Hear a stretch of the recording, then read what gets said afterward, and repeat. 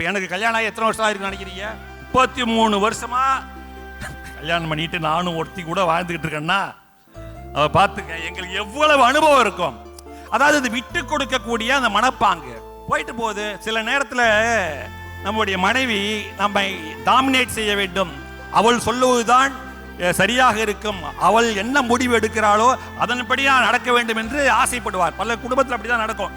சரி, நம்ம பொண்டாட்டி தானே, பரவாயில்ல, பிரச்சனை இல்லை, அவளுக்காக விட்டு கொடுத்து வாழ்வோம் என்று முடிவெடுத்து விட்டால் ஒரு நாளும் அந்த திருமணம் பொய்க்காது.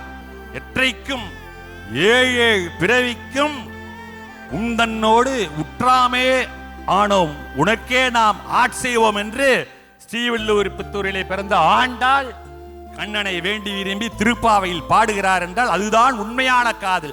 உண்மையான காதல், கடவுள் என்பது வேறல்ல, இரண்டும் ஒன்றுதான். ஒரு அற்புதமான வார்த்தை, அற்புதமான சிந்தனை. ஏனென்றால் இந்த அத்வைத நிலை என்பது கடவுள் நிலையிலும் உண்டு, உண்மையான காதல் நிலையிலும் உண்டு. அப்படிப்பட்ட காதல் வாழ வேண்டும், நிச்சயமாக வாழும்.